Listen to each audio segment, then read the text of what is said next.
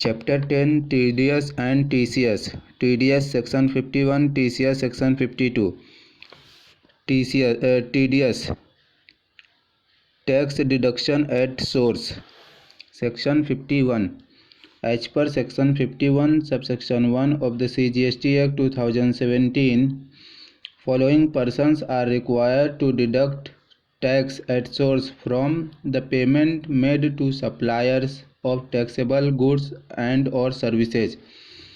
Deductor और deductee TDS में दो लोग होते हैं, डिडक्टर और डिडक्टी। डिडक्टर कौन है? डिडक्टर कौन है? जो पेमेंट करेगा। और डिडक्टी कौन है? सप्लायर। जैसे जो पैसा देगा वो डिडक्टर, जो पैसा लेगा वो डिडक्टी। जिसने सामान बेचा वो डिडक्टी, जिसने सामान खरीदा वो डिडक्टर। तो टोटल 6 पर्सन है, तो टोटल 6 लोग हैं जिसको TDS डिडक्ट करना पड़ता है। पॉइंट नंबर 1 है central government, state government, department और इस्टेब्लिशमेंट। मतलब कि डिपार्टमेंट और इस्टेब्लिशमेंट ऑफ सेंट्रल गवर्नमेंट और state government, local authority, governmental agencies, department और establishment of central government, state government, local authority और गवर्नमेंटल एजेंसीज, ये 3 हो गए। और नीचे के 3 कौन है? 3 और 3 6, टोटल 6 लोग हैं। नंबर 4 कौन है? अथॉरिटी और बोर्ड और any other body setup bye act of parliament और स्टेट लेजिस्लेचर और established by any government in which 51% or more participation by way of equity or contract is with the government. 51% establishment by any government in which 51% or more participation by way of equity or control is with the government. Equity or control 51% or more participation by way of equity or control is with the government. Number 5 कौन है? Society establish by central government, state government, local authority under the society registration act or public sector undertaking. Total 6 लोग हैं। Public sector undertaking, society establish by CGST, central government, state government or legislature authority, local authority. Society establish by central government, state government, local authority. और authority और board और any other body setup bye act of parliament और state legislature और established by any government in which 51% or more participation by way of equity or control is with the government, governmental agencies और local authority और department और establishment of central government और state government। तो ये 6 person है जिसको GST में registration करवाना ज़रूरी है। फिर आता है provision of TDS shall not apply to authority under ministry of defence. Ministry of defence को GST में रजिस्ट्रेशन करवाने की कोई ज़रूरत नहीं है, TDS ही एप्लीकेबल नहीं होगा। TDS का प्रोविज़न किस पे एप्लीकेबल नहीं होगा? मिनिस्ट्री ऑफ डिफेंस के ऊपर। फिर no TDS is required to deduct in respect of supply of goods और सर्विसेज और both from public sector undertaking to another public sector undertaking whether or not distinct person. मतलब public sector undertaking ने public sector undertaking को कुछ बेचा है तो उसको TDS डिडक्ट करने की कोई ज़रूरत नहीं है उसको, क्योंकि public sector undertaking to public sector undertaking, PSU to PSU है तो कुछ भी ज़रूरत नहीं है। तो no TDS is required to be deducted in respect of supply of goods और सर्विसेज और both from PSU to another PSU. No TDS is required to deduct in respect of supply of goods or services or both which take place between one person to another person specified under section 51 subsection 1। मतलब ये कि 1 person to another person, मतलब एक government ने दूसरे government को cell किया, central government ने स्टेट गवर्नमेंट को सेल किया, स्टेट गवर्नमेंट ने गवर्नमेंट को सेल किया, तो कोई भी TDS डिडक्ट करने की ज़रूरत नहीं है। तो 6 लोग को टीडीएस में रजिस्ट्रेशन लेना ज़रूरी है टीडीएस डिडक्ट करने के लिए, 6 लोग को। और 3 लोग को टीडीएस नहीं डिडक्ट करना पड़ेगा, मिनिस्ट्री ऑफ डिफेंस को और पीएसयू टू पीएसयू, या फिर 1 पर्सन टू अनदर पर्सन, मतलब आपस में ही गवर्नमेंट ने ही सेल परचेज किया हुआ है। अभी आता है TDS rule. TDS return rule 66। TDS return rule 66। Deductor यानी जो पैसा पेमेंट करेगा उसको बोलते हैं डिडक्टर, और जो पैसा रिसीव करेगा उसको बोलेंगे डिडक्टी। तो deductor is required to file a return in form GSTR 7। तो GSTR 7 कौन टीडीएस रिटर्न फाइल करेगा? Deductor is required to file a return in form 7 GSTR 7 with in 10 days. 10 days के अंदर उसको रिटर्न फाइल करना पड़ेगा। कब से? From end of the month, मतलब जैसे अप्रैल का है तो अप्रैल का एंड ऑफ द मंथ हो गया। अभी पूरा अप्रैल का टीडीएस कभी जमा करना पड़ेगा? अगले 10 को, मतलब मई के 10 तक का टीडीएस जमा करना पड़ेगा। If the supplier is unregistered name of supplier rather than GSTIN shall be mention in the GST return. मतलब अनरजिस्टर्ड सप्लायर को मैं पेमेंट कर रहा हूँ, तो मुझे क्या करना पड़ेगा? मुझे GSTIN, उसका GST नंबर तो रहेगा नहीं क्योंकि वो अनरजिस्टर्ड है, इसलिए मुझे उसका नाम लिखना पड़ेगा। क्योंकि वो अनरजिस्टर्ड है तो एटलीस्ट उसका नाम तो लिख के ही दूंगा मैं रिटर्न में। रिटर्न किस में भरूंगा मैं? टीडीएस का रिटर्न भरूंगा फॉर्म GSTR 7 में। The details of tax deducted source furnished by the deductor in form GSTR 7 shall be made available to deductee electronically on common portal after filing forms GSTR 7 for claiming amount of tax deducted in his electronic cash ledger after validation। मतलब मैं जब return GSTR 7 file कर दूंगा तो उसको अपने आप सामने वाले को दिख जाएगा। और मैं GSTR रिटर्न कभी फाइल करूंगा? GSTR 7 within 10 days from the end of the month। Deductee can take this amount as credit in his electronic cash ledger and use the same payment of tax liability। तो वो क्या कर सकता है? उसको payment of tax liability में use कर सकता है। When tax deduction is not required, कभी टैक्स डिडक्शन का रिक्वायरमेंट नहीं है, कभी मतलब टीडीएस का रिक्वायरमेंट नहीं होगा। कब नहीं होगा? Tax deduction is not required in the following situation. Total 12 situation दिया हुआ है जहाँ पे टैक्स डिडक्शन की रिक्वायरमेंट नहीं है। टोटल 12 सिचुएशन है जहाँ पे टैक्स टीडीएस काटने की रिक्वायरमेंट नहीं है। Number 1, total value of taxable supply does not exceed ₹2.5 lakh under the act, does not exceed ₹2.5 lakh under the act. Point number 2, contract value exceed ₹2.5 lakh for the both taxable supply and exempted supply, but the value of taxable supply under the said contract does not exceed ₹2.5 lakhs। मतलब यह है कि 2.5 लाख रुपया 2.5 लाख 2.5 लाख रुपया taxable value जो है वो 2.5 लाख रुपया कॉन्ट्रैक्ट वैल्यू का वो एक्सीड नहीं हो रहा है। अभी क्या है? Receipt. Point number 3, receipt of services which are exempt from GST, मतलब एग्जेम्प्टेड सर्विसेज रिसीव कर रहा हूँ तो भी मुझे TDS डिडक्ट करने की ज़रूरत नहीं है। Receipt of goods which are exempted from GST, मतलब एग्जेम्प्टेड गुड्स अगर रिसीव कर रहा हूँ तो भी मुझे TDS डिडक्ट करने की ज़रूरत नहीं है। Goods on which GST is not leviable, जिस पे GST लगता ही नहीं है, वो अगर मैं रिसीव कर रहा हूँ तो भी मुझे TDS डिडक्ट करने की ज़रूरत नहीं होता है। किस पे? अच्छा, टोटल 7 चीज़ है जिस पे GST नहीं लगता है। टोटल 7 चीज़ है जिस पे GST नहीं लगता है। ये भी नाम इम्पोर्टेंट है, MCQ में आ सकता है।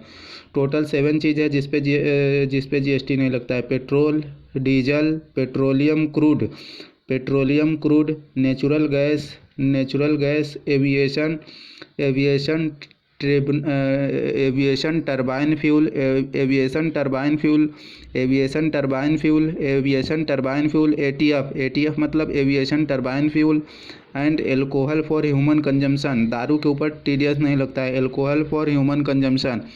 पॉइंट नंबर 6 आता है where location of supplier and place of supply is in state or union territory which is different from the state or union territory where deductor is registered.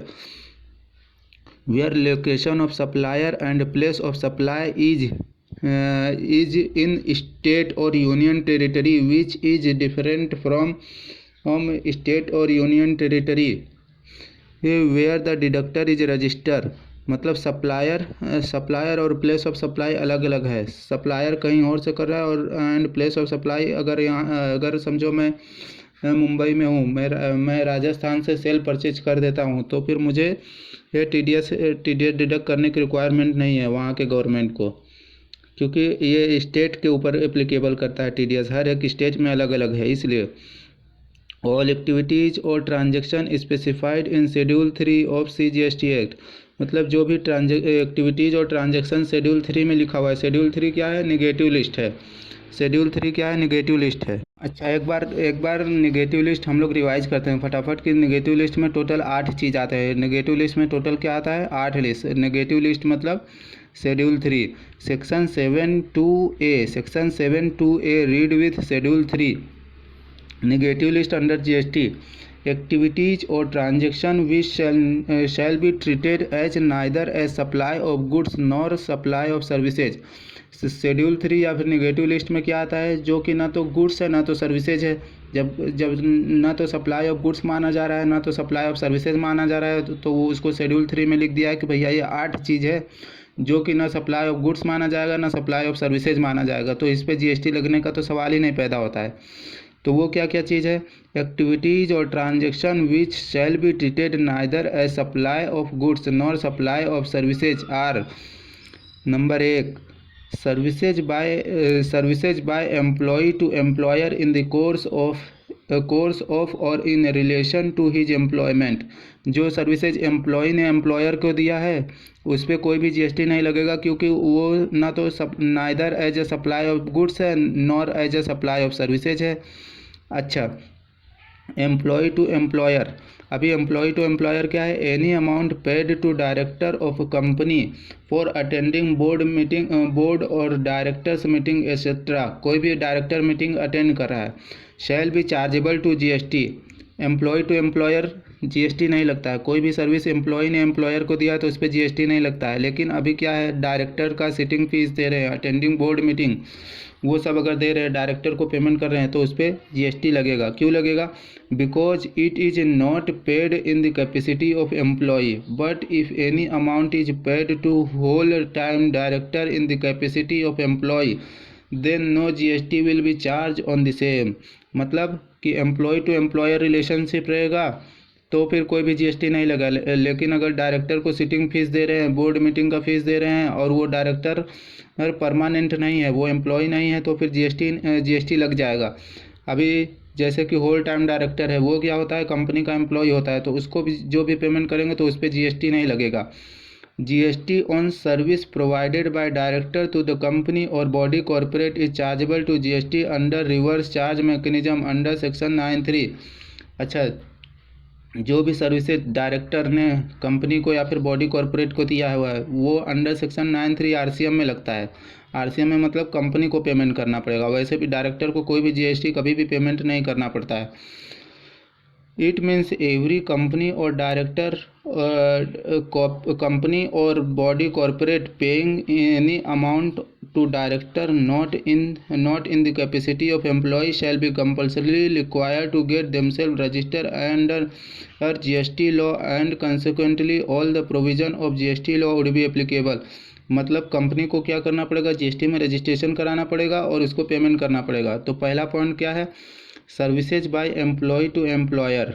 Employ to employer तो GST नहीं लगेगा। लेकिन अगर director है और वो whole time director नहीं है, वो क्या कर रहा है? सर्विस दे रहा है कंपनी या बॉडी कॉर्पोरेट को, तो तो फिर जीएसटी लग जाएगा, और जीएसटी आरसीएम में पेमेंट करना पड़ेगा। अंडर सेक्शन 9(3) किसको पेमेंट करना पड़ेगा? कंपनी को। तो डायरेक्टर को कोई भी पेमेंट नहीं करना है। अच्छा, पॉइंट नंबर 2 क्या है? शेड्यूल 3 यानी कि निगेटिव लिस्ट में पॉइंट नंबर 2 क्या है? पहला क्या था? एम्प्लॉय टू एम्प्लॉयर अगर कोई सर्विस दे रहा है तो कोई जीएसटी नहीं लगेगा, क्योंकि ये treated neither as shall be treated neither as a supply of goods nor as a supply of services. Point number 2 क्या है? Services by any court or tribunal establish under any law for the time being in force by any court to tribunal. मतलब court ने कोई service दिया है, tribunal court ने या फिर ट्रिब्यूनल ने दिया हुआ है, तो उस पर कोई भी सर्विसेज कोई भी जीएसटी नहीं लगेगा। Services by any court or tribunal establish under any law or any law for the time being in force. मतलब कोर्ट ने या फिर ट्रिब्यूनल ने कोई भी सर्विस दिया है तो उस पर जीएसटी नहीं लगेगा। क्यों नहीं लगेगा? क्योंकि treated neither as a supply of goods nor as a supply of service. तो ये शेड्यूल 3 निगेटिव लिस्ट में आता है, इसलिए कोई भी जीएसटी नहीं लगेगा। Court include district court, high court, supreme court. कोई भी कोर्ट हो, डिस्ट्रिक्ट कोर्ट हो, हाई कोर्ट हो, सुप्रीम कोर्ट हो, कोई भी जीएसटी नहीं लगेगा, क्योंकि वो निगेटिव लिस्ट शेड्यूल 3 में आता है। शेड्यूल 3 में क्या आता है? अंडर सेक्शन 7(2)(a) में सप्लाई उसको माना ही नहीं जाता है। क्यों नहीं माना जाता है? Neither as a supply of goods nor as a supply of services. अच्छा, पॉइंट नंबर 3। पॉइंट नंबर 1 क्या था? एम्प्लॉय टू एम्प्लॉयर, कोई भी सर्विस दे रहा है। या फिर पॉइंट नंबर 2 में क्या था? Supply services by any court or tribunal, services by any court or tribunal. अभी पॉइंट नंबर 3 में क्या आता है? पहला में क्या था? Employ employer. दूसरा में क्या है? Court or tribunal. अभी तीसरा में क्या है? Functions perform by member of parliament, member of state legislature, member of panchayat, member of municipality and member of local authorities. कौन कौन है? Function perform by member of parliament, member of state legislature, member of panchayat, member of municipalities and member of other local authorities. तो अगर ये लोग कोई भी service दे रहे हैं, मेंबर हैं जो कि पार्लियामेंट के हैं, लेजिस्लेचर के हैं, पंचायत के हैं, म्यूनसिपालिटीज़ के हैं और अदर लोकल अथॉरिटीज़ के हैं, तो कोई भी जीएसटी नहीं लगेगा, क्योंकि neither treated as a goods not treated as a supply of services, neither treated as a supply of goods nor treated as a supply of services. Para 3 में ये पढ़ रहे हैं। Duties perform by any person who holds any post in pursuance of provision of the constitution in the capacity. Duties perform by any person who holds any post in pursuance of the provision of the constitution in the capacity. Duties perform by any person, duties perform by any person or member any chairperson. Duties perform by any person as a chairperson or member और director as a person. कोई भी person duty perform कर रहा है, any person as a chairperson or member और director. कौन कौन? Chairperson, member और director. Any person as a chairperson, member or a director in a body establish by central government, state government और local authority. मतलब क्या कि ये government के रिलेटेड पॉइंट नंबर 3 है। सबसे पहला तो मेंबर ऑफ पार्लियामेंट को कोई भी जीएसटी नहीं लगेगा। पार्लियामेंट हो, स्टेट लेजिस्लेचर हो, पंचायत हो, कोई भी फंक्शन कर रहा है, members of parliament, legislature, panchayat, member of municipalities और लोकल अथॉरिटीज़, तो कोई भी जीएसटी नहीं लगेगा। लेकिन duties perform by any person as a chairperson, member और डायरेक्टर। एनी पर्सन है जो कि चेयरपर्सन, मेंबर और डायरेक्टर है in body establish by central government, state government. मतलब ये कि जो कोई भी बॉडी एस्टेब्लिशमेंट है जिसको बनाया किसने है, एस्टेब्लिश किसने किया हुआ है? सेंट्रल गवर्नमेंट, स्टेट गवर्नमेंट और लोकल अथॉरिटी। तो उस पर जीएसटी नहीं लगेगा। क्यों नहीं लगेगा? क्योंकि और उसका जो चेयरपर्सन और मेंबर और डायरेक्टर है उस पर कोई भी जीएसटी नहीं लगेगा अगर वो सर्विस दे रहा है तो। Who is not deemed as employ before commencement of this clause. अच्छा, तो दूसरे इसमें पैरा नंबर 3 में 2 चीज़ आता है। एक तो मेंबर आते हैं और एक तो चेयरपर्सन, मेंबर और डायरेक्टर जो कि इस्टेब्लिशमेंट में है, जो कि बनाया, इस्टेब्लिश किसने किया हुआ है, सेंट्रल गवर्नमेंट, स्टेट गवर्नमेंट और लोकल अथॉरिटियाँ। अच्छा, point number 4, services of funeral, burial, crematorium or mortuary. मोर्च्योरी, सेरिमोटोरियम, मोर्च्योरी, ये 4 चीज़ मरने के बाद जो होता है, burial funeral, burial, crematorium or मोर्च्योरी, 4 cheese, मोर्च्योरी, सेरिमोटोरियम, burial और फ्यूनरल, ये पैरा नंबर 4 में लिखा हुआ है। Services of funeral, burial, crematorium or मोर्च्योरी including transportation of disease. मतलब ये मरने वाली सर्विसेज पे चाहे ट्रांसपोर्ट करो उस पर भी उस पर भी जीएसटी नहीं लगेगा। Sale of land and subject to paragraph B of schedule 2, sale of building, sale of land or sale of building, sale of land or sale of building, इन पे भी जीएसटी नहीं लगेगा। Subject to paragraph 5B of schedule 2, sale of building पे तो कभी भी GST लगेगा ही नहीं। सेल ऑफ लैंड पे लग सकता है, लेकिन पैराग्राफ 5B ऑफ शेड्यूल 2 देखना पड़ेगा। अच्छा, अभी 6 में क्या है, टोटल 8 सर्विसेज और गुड्स है जो जिस पे जीएसटी नहीं लगता है। अभी तक के हम लोग ने 5 पढ़ चुका है। अभी ये 6ठा है, actionable claim other than lottery, betting and gambling. मतलब ये कि लॉटरी, बेटिंग एंड गैम्बलिंग पे तो जीएसटी लगता है, लेकिन एक्शनेबल क्लेम पे जीएसटी नहीं लगता है। Actionable claim other than lottery, betting and gambling, तो एक्शनेबल क्लेम रहेगा other than lottery, betting and gambling, तो कोई भी जीएसटी नहीं लगेगा। इल्लुस्ट्रेशन हो गया। अभी point number 7, supply of goods from a place in the non taxable territory to another place in the non taxable territory without such goods entering into the India. तो point number 7 में क्या बोल रहा है, बाहर ट्रांजेक्शन कर लिया। Supply of goods from a place in the non taxable territory to another place in the non taxable territory, non taxable territory to non taxable territory. अगर कुछ भी सप्लाई ऑफ गुड्स कर रहे हैं, supply of goods from a place in the non taxable territory to another non taxable territory without such goods entering into the India, तो उसको कोई भी neither treated as a supply of service not treated as a supply of goods. अच्छा, point number 8, supply of warehoused goods to any person before clearance of home consumption. जैसे मैंने goods import किया, उसको ware house में रख दिया और ware house में रखा ही मैंने बेच दिया, तो उस पर भी कोई भी जीएसटी नहीं लगेगा। पॉइंट नंबर 8 में ही लिखा हुआ है, a supply of goods by the consignee to an another person by endorsement of document of title in the goods, title to the goods after goods have been dispatched from the port origin located outside India but before the clearance for home consumption। मतलब मैंने कोई goods मंगाया और उसको before clearance मैंने उधर से उधर ही उसका मैं राइट दूसरे को ट्रांसफ़र कर दिया, कोई भी जीएसटी नहीं लगेगा। तो ये हो गया पूरा पॉइंट 8 पॉइंट हो गया पूरा फटाफट एक बार।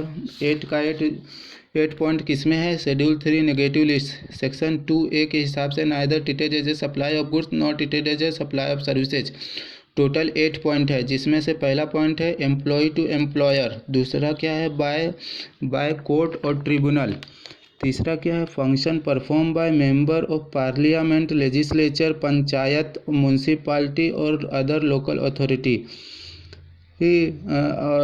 और उसी में तीसरे में ही दूसरा पॉइंट क्या लिखा हुआ है, any person as a chairperson, member और director in a body establish by government.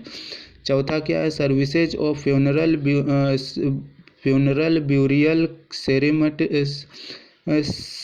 क्रीमाटोरियम, CREMATORIUM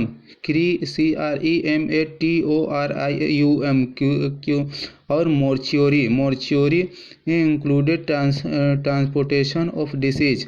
cell of land subject to paragraph 5B or sale of building, ये हो गया 5। सेल ऑफ लैंड और बिल्डिंग पे कोई भी जीएसटी नहीं लगता है, because neither treated as a supply not treated as a service. Actionable claim other than lottery, betting and gambling. Point number 7 क्या है, supply of goods supply of goods from a place non-taxable territory to non-taxable territory, supply of warehousing goods to any person before clearance for home consumption, supply of goods by consignee to another person by endorsement of document but before the clearance for home consumption। तो ये था पूरा 8 का 8 negative list. तो हम लोग पढ़ रहे थे ये वो बारह चीज़ जिससे हम लोग को टीडीएस डिडक्ट करने की ज़रूरत नहीं है, गवर्नमेंट को टीडीएस डिडक्ट करने की ज़रूरत नहीं है। Tax deduction is not required in the following 12 situations. Number 1 क्या है? Total value of taxable supply does not exceed ₹22.5 lakh, 2.5 lakh under a contract 2.5 lakh, contract value exceed ₹2.5 lakh for the both taxable and exempt supply, but value of taxable supply under the said contract does not exceed ₹2.5 lakh। exempted services, receipt of exempted services, receipt of exempted goods on GST is not leviable। तो 7 चीज़ देखा था कि जिस पे GST नहीं लगता है। Petrol, diesel, petroleum crude, natural gas, aviation turbine fuel ATF, aviation turbine fuel ATF and alcohol for human consumption. Point number 6 क्या है? Where the location of supplier and place of supply is in state or union territory which is different from the state or union territory where the deductor is registered, all activities or transaction specified in schedule 3। तो हम लोग ने आठ चीज़ देखा, जिसमें schedule 3 में neither treated as a supply of service not treated as a supply of goods, तो इसीलिए वहाँ पे भी GST नहीं लगता है। वेयर द पेमेंट, जब GST ही नहीं लगेगा तो TDS ही गवर्नमेंट को डिडक्ट नहीं करना पड़ेगा। Where the payment relate to tax invoice that has been issued before 1 October 2018। तो TDS का प्रोविज़न कब से आया है? 1 अक्टूबर 2018, और मैंने इनवॉइस से पहले से इशू कर दिया था 1 अक्टूबर 2018 से पहले, तो मुझे कोई भी TDS डिडक्ट करने की रिक्वायरमेंट नहीं है। TDS कब से आया था? 1 अक्टूबर 2018 से आया था। अच्छा, where any amount was paid advance prior to 1 October 2018, मैंने 1 अक्टूबर 2018 से ही पहले ही एडवांस पेमेंट कर दिया था। And tax invoice has been issued on or after 1 October 2018, और मैंने क्या किया? इनवॉइस बाद में इशू किया। To the extent of advance payment made before 1 October 2018, तो जो मैंने एडवांस पेमेंट किया था 1 अक्टूबर 2018, बस उतने ही अमाउंट पे एडवांस पेमेंट जो कि पहले किया था 1 अक्टूबर 2018, उसके ऊपर कोई भी TDS डिडक्ट करने की रिक्वायरमेंट नहीं है। Where any amount was paid in where the tax paid is to be paid on reverse charge by the recipient मतलब डिडक्टी, जहाँ पे डिडक्टी को ही पेमेंट करने का लायबिलिटी आता है, तो वहाँ पे गवर्नमेंट को TDS डिडक्ट करने की ज़रूरत नहीं है। रिवर्स चार्ज में उसको ही पेमेंट करना है, जो पेमेंट करेगा, मतलब डिडक्टी को ही पेमेंट करना है रिवर्स चार्ज में GST का, तो फिर वहाँ पे भी TDS डिडक्ट करने की रिक्वायरमेंट नहीं है। Where the payment is made to unregistered supplier, unregistered supplier को पेमेंट कर रहा है गवर्नमेंट, तो भी कोई भी TDS डिडक्ट करने की ज़रूरत नहीं है। गवर्नमेंट पेमेंट किसको कर रहा है? अनरजिस्टर्ड सप्लायर को। या फिर where payment relate to SEZ component के लिए अगर गवर्नमेंट पेमेंट कर रहा है तो भी TDS डिडक्ट करने की ज़रूरत नहीं है। अभी फटाफट पूरा TDS हम लोग रिवाइज करते हैं। As per section 51 subsection 1 of CGST Act 2017, following persons are required to deduct tax at source from payment made to the supplier of taxable goods or services. Department और एस्टेब्लिशमेंट ऑफ सेंट्रल गवर्नमेंट और state government, local authority, governmental agencies, authority और board or any other body set up by the act of parliament or state legislature established by any government in which 51% or more participation by way of equity or contract is with the government. Society established by central government, state government or legislature authority. Public sector undertaking, PSU public sector undertaking, ये 6 को TDS deduct करना ज़रूरी है। अच्छा, तीन जगह है जहाँ पे TDS का डिडक्ट कर TDS का लाइबिलिटी नहीं होती है, जिसको TDS डिडक्ट करने की ज़रूरत नहीं है। सबसे पहला, जिसको TDS करने जो गवर्नमेंट ही है लेकिन उसको TDS डिडक्ट करने की ज़रूरत नहीं है। Provision of TDS shall not apply to the authority under the payment of defence. मतलब पेमेंट ऑफ डिफेंस अगर कोई पेमेंट करेगा तो उसको TDS डिडक्ट करने की कोई ज़रूरत नहीं है। No TDS is required to be deducted in respect of supply of goods और सर्विसेज और both from public sector PSU to another PSU। मतलब एक PSU पेमेंट कर रहा है दूसरे PSU को, तो कोई भी TDS डिडक्ट करने की ज़रूरत नहीं है। No TDS is required to be deducted in respect of supply of goods और services which take place between in one person to another person under section 51 sub section 1। मतलब जो गवर्नमेंट ऊपर 6 हम लोग ने देखा है वो लोग आपस में ही पेमेंट कर रहे हैं, तो भी कोई TDS डिडक्ट करने की ज़रूरत नहीं है। अच्छा, TDS रूल 66 क्या बोलता है? TDS रूल 66 क्या बोलता है? Deductor is required to file return in form GSTR 7। मतलब गवर्नमेंट कब रिटर्न फाइल करेगी? GSTR 7 within 10 days from the end of the month. जब भी मंथ एंड होगा उसके 10 डेज में रिटर्न फाइल करना पड़ेगा। अच्छा, अगर सप्लायर इज अनरजिस्टर्ड तो उसका नेम ऑफ द सप्लायर लिखना रिटर्न में ज़रूरी है। Details of TDS furnished by deductor in Form GSTR 7 shall be made available to deductee electronically on common portal after filing of Form GSTR 7 for claiming the amount of tax deducted in his electronic cash ledger after validation. Deductee can take this amount as credit in his electronic cash ledger and use the same for the payment of tax liability. Tax deduction is not required in the following 12 situations. Total value of taxable supply does not exceed rupees 2.5 lakh under a contract. Contract value exceed rupees 2.5 lakh for the both taxable supply and exempt supply, but value of taxable supply under the said contract does not exceed rupees 2.5 lakh. Receipt of exempted services, receipt of exempted goods on which GST is not leviable। Total 7 goods है जिस पे GST नहीं लगता है। Petrol, diesel, petroleum crude, natural gas, aviation turbine fuel और alcohol for human consumption. Where the location of supplier and place of supply is in the state or union territory which is different from the state union territory where deductor is registered, all aviation or transaction specified in Schedule 3। Schedule 3 में 8 चीज़ लिखा हुआ है जिस पे GST नहीं लगता है, वो सब पे TDS भी नहीं लगेगा। जिस पे GST ही नहीं लगता है उस पर TDS भी नहीं लगेगा। Where the payment relate to tax invoice that has been issued before 1st October 2018। Tax invoice कब इशू किया है? Before 1 October 2018।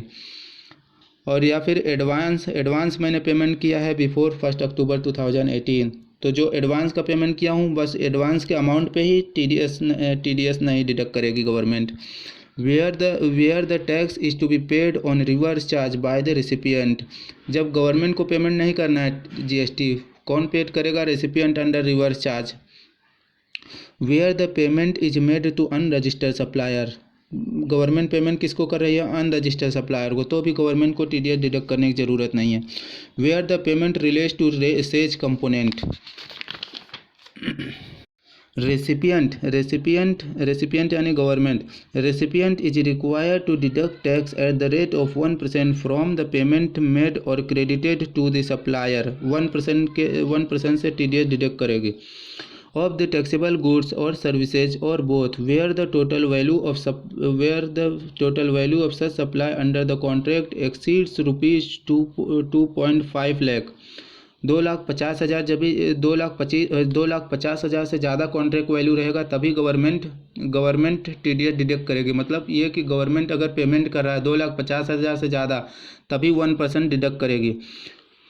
He amount deducted as tax shall be paid to government by the deductor within 10 days। 10 days के अंदर ये जो 6 लोग registered है जो गवर्नमेंट के ही आदमी हैं उनको 10 दिन के अंदर गवर्नमेंट को पेमेंट करना पड़ेगा। After the end of the month amount deducted as tax shall be paid to the government by the deductor with in 10 days after the end of the month in which such deduction is made. If any deductor fail to pay to government the amount deducted as tax under section 51 subsection 1 he shall pay interest in accordance with the provision of section 50 subsection 1। मतलब 50 subsection 1 के अंदर उसको 18% का interest लगेगा।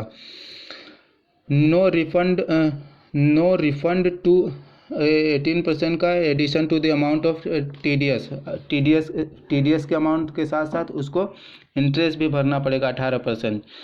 Under section 50 subsection 1 no refund to the deductor shall be granted if the amount deducted has been credited to the electronic cash ledger of the deductee. अभी deductor ने deduct करके government को payment कर दिया और वो amount deductee के cash ledger में अगर शो कर रहा है तो फिर कोई भी रिफ़ंड का प्रोविज़न नहीं आएगा, तो फिर उसका रिफ़ंड नहीं होगा चाहे गलती से ही डिडक्ट किया हो। TDS deductor has to compulsory register without threshold limit whether or not separately registered under GST। मतलब TDS का एक अलग से रजिस्ट्रेशन नंबर लेना पड़ेगा अंडर सेक्शन 51 की भैया ये मेरा TDS का नंबर है। Deductor has privilege of obtaining registration under GST without requiring pan. मतलब TDS के रजिस्ट्रेशन के लिए कोई भी पैन की रिक्वायरमेंट नहीं है। Deductor can obtain registration by using tan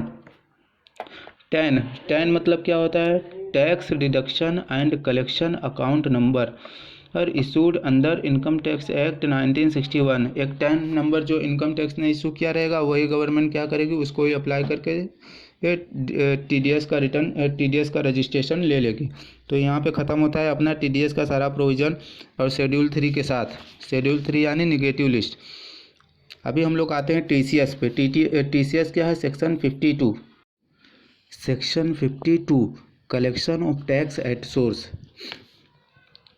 source as per section 52 subsection 1 as per section 52 subsection 1 52 में क्या है collection of tax at source.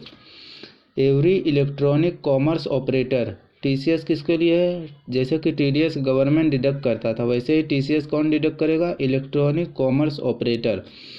Every electronic commerce operator not being an agent shall collect an amount calculated at rate not exceeding 1% of net value of taxable supplies 1% of net value of taxable supplies। अभी net value of taxable supplies क्या होता है aggregate value of taxable supplies goods और services minus कर देंगे उसमें से क्या taxable supply return to the supplier. अच्छा aggregate value of taxable supplies or goods और services other than notified under section 95 by all registered person through ECO। मतलब electronic commerce operator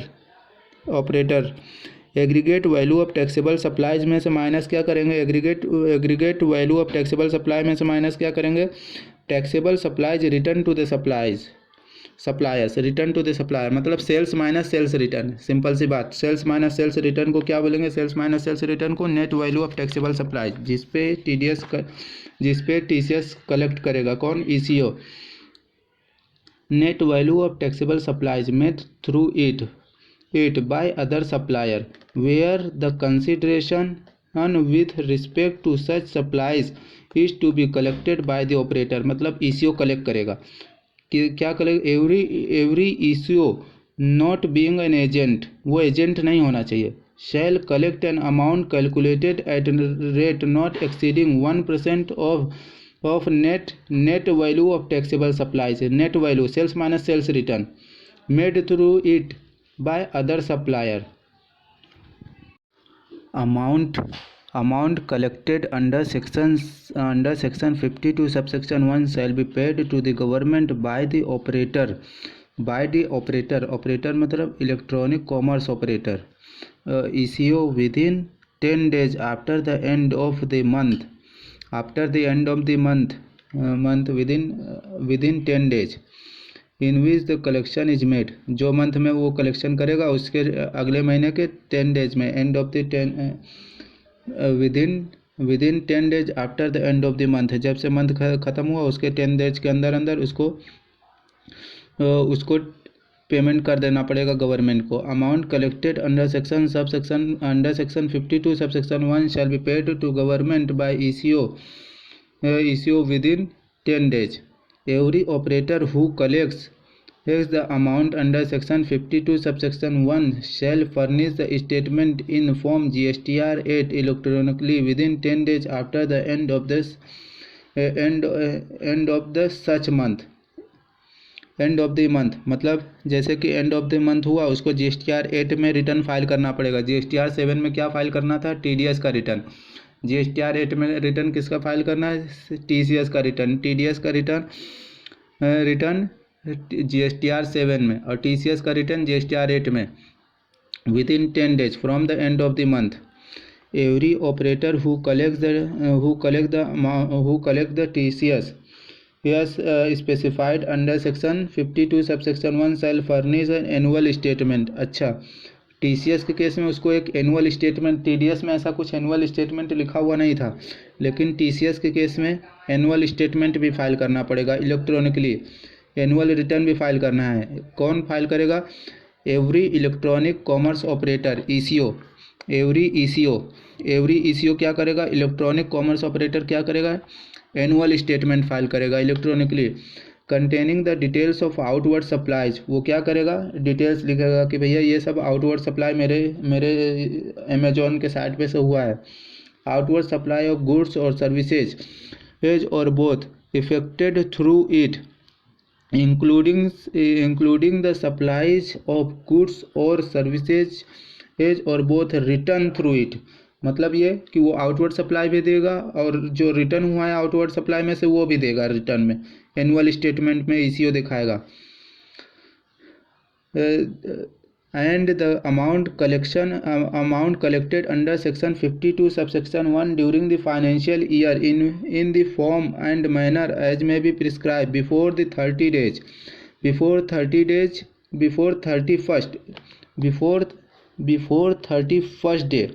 31st day of December of the following the end of the financial year of the following the end of the financial year of the following the end of the financial year of the following the end of the of the end of the following the next financial year।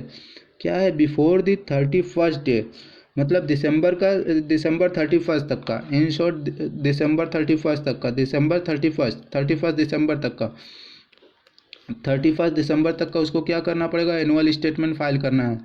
Following the end of the such financial year, following the end of the such financial year. तो इसको क्या करना है, ECO को 3 चीज़ देना पड़ेगा। एक outward supply देना पड़ेगा और एक उसका रिटर्न है और उसने कितना टैक्स कलेक्ट किया, ये 3 चीज़ देना पड़ेगा। If ECO discovers any discrepancy on his own, मतलब उसको अपने से ही कुछ गलती मिल जाता है, ECO has to rectify the statement along with the payment of applicable interest, उसने कुछ गलती फाइंड कर लिया तो वो क्या करेगा, अभी अपने आप से limit for rectification earlier of, उसको लिमिट दिया हुआ है कब तक के वो रेक्टिफिकेशन कर सकता है। ECO रेक्टिफिकेशन कब तक के कर सकता है अपने रिटर्न में। Due date for filing of statement for the month of September, statement जो फाइल करेगा सितंबर का, from the end of the financial year or actual date of furnishing the relevant annual return, या फिर actual date of annual return और सितंबर month का return, whichever is earlier, सितंबर मंथ का रिटर्न या फिर एनुअल रिटर्न, सितंबर मंथ का रिटर्न या फिर annual return, whichever is earlier.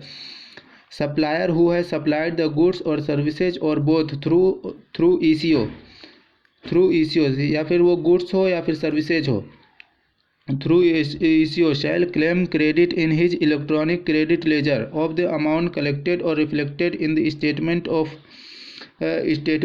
Eco furnished under section 54 subsection 4. Eco को रिटर्न फाइल जो करेगा under section 54 under section 52 subsection 4 में, उसके हिसाब से वो अपना क्रेडिट ले लेगा.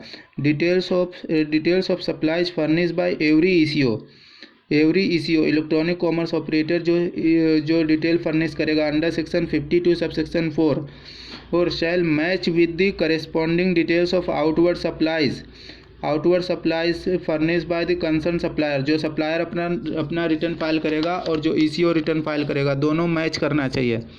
Where the details of outward supply furnish by the ECO under section 52 subsection 4 do not match with the corresponding details furnish by the supplier under section 37 और section 39.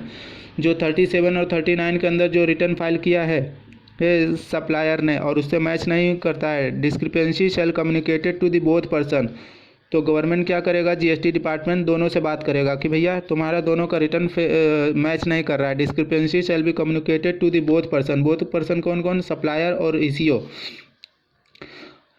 Eco amount in respect of which any discrepancy is communicated under section 52 subsection 9 and which not rectified by the supplier. उसको वो लोग सही नहीं करते in his own return और operator, या फिर उसको ईसीओ ने नहीं सही किया. पहली बार तो दोनों से बात कर लेगा कि दोनों देख लो, जिसका गलत हो सही करो उसको. अगर दोनों ही नहीं सही करते हैं, in his statement for the month in which discrepancy is communicated shall be added to the output tax liability of the supplier. तो क्या करेगा गवर्नमेंट डिपार्टमेंट, क्या करेगा जीएसटी डिपार्टमेंट, उसको आउटपुट टैक्स लायबिलिटी में सप्लायर को ऐड कर देगा, सप्लायर के आउटपुट लायबिलिटी में ऐड कर देगा. Where value of outward supply furnish by the operator is more than the value outward furnish by the supplier in the return of the month succeeding the month in which discrepancy is communicated, उसको क्या करेगा output liability में add कर देगा. The supplier in whose output tax liability any amount has been added under section 52 subsection 10 shall pay the supplier shall pay the tax payable in respect of such supply along with the interest. उसको क्या करना पड़ेगा, along with the interest payment करना पड़ेगा. Eight the rate specified under section 50 subsection 1. 50 subsection 1 में 18% जो interest है उसको इंटरेस्ट के साथ पेमेंट करना पड़ेगा. Till the date end of its payment, जब वो पेमेंट करेगा तब तक का उसको इंटरेस्ट पेमेंट करना पड़ेगा. Any authority not below the rank of deputy commissioner. तो टीसीएस के केस में डिप्टी कमिश्नर याद रखना, नाम क्या है इसका, डिप्टी कमिश्नर. टीसीएस के केस में not below the rank of deputy commissioner, DC deputy commissioner में सर्व अ नोटिस. तो डिप्टी कमिश्नर क्या कर देगा, नोटिस सर्व कर देगा. आइडर before the end of the course of proceeding under GST act और required to furnish such details. वो बोल देगा कि भैया डिटेल फाइल करो. क्या क्या फाइल करवाएगा, सप्लाईज ऑफ गुड्स और सर्विसेज और both effected through the operator during the period. वो सप्लाईज का रिटर्न मंगा लेगा, गुड्स और सर्विसेज का. और stock of goods held by the suppliers making the supply through the operator in the godowns.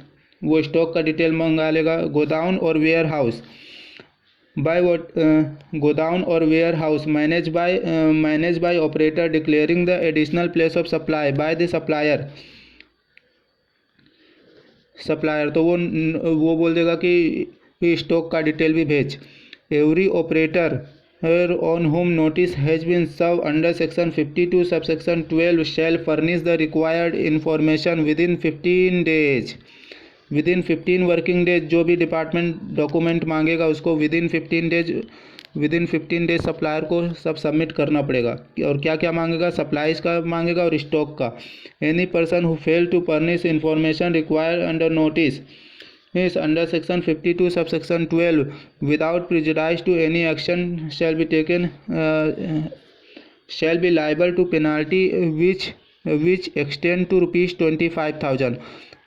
25,000 extend to rupees 25,000 मतलब up to rupees 25,000 तक का उसको पेनाल्टी लग सकता है। अगर वो जो मंगाया डिपार्टमेंट ने वो नहीं लेके गया तो अप टू रुपीज़ 25,000 तक का पेनाल्टी लग सकता है। For the purpose of section 52 expression concern supplier जहाँ जहाँ पे यूज हुआ है उसका क्या, सप्लायर ऑफ गुड्स और सर्विसेज और बोथ, मतलब सप्लायर ऑफ गुड्स और सर्विसेज और बोथ माना जाएगा। TCS amount collected by ECO has to be remitted to government treasury within 10 days, मतलब 10 दिन के अंदर उसको after the end of the month TCS जो भी कलेक्ट करेगा ECO उसको गवर्नमेंट को पेमेंट कर देना पड़ेगा 10 दिन के अंदर अंदर। Registration e-commerce operator who is required to collect tax at source as well as supplier of supplying goods through the operator, जो गुड्स का ऑपरेटर है उसको कंपलसरी रजिस्ट्रेशन अंडर GST है। गुड्स के लिए कंपलसरी रजिस्ट्रेशन है। थ्रेशोल्ड लिमिट ऑफ ₹20 लाख और 10 lakh is not applicable under section is not applicable to them.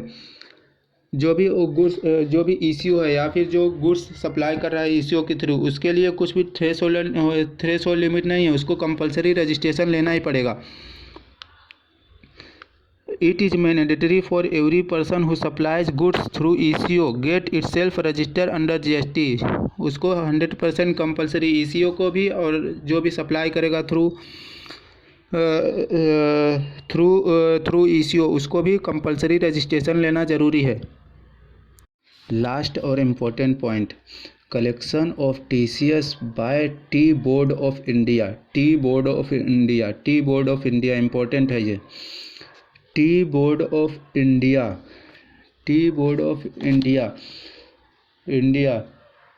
being the operator of electronic auction system for trading of tea across country, including for collection and settlement of payment, admittedly falls under the category of ECO liable to collect TCS in accordance with the provision of section 52. T board being the operator of electronic auction system for trading tea across the country, including for the collection and statement of payment, admittedly falls under the category of ECO liable to collect TCS in accordance with the provision of section 52. Participants in the auction and are seller, the tea producer and the auctioneer who carry out the auction on behalf of seller and the buyer. It is hereby clarified that TCS at the notified rate in the term of section 52 of CGST Act shall be collected by the tea board respectively from the seller मतलब tea producer on the net value of supply of goods and auctioneer on the net value of supply of services, यानी कि brokerage और T का seller से वो TCS collect करेगा। एक बार वापस से, collection of tax at source by tea board of India being the operator of e-commerce auction system for trading of tea across the country including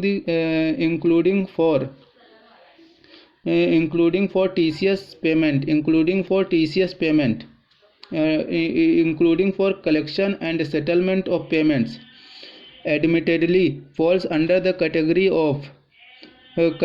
of electronic commerce operator liable to collect TCS in accordance with the provision of section 52. Participants in auction are the seller मतलब tea producer and the auctioneer who carry out the auction on behalf of seller and buyer.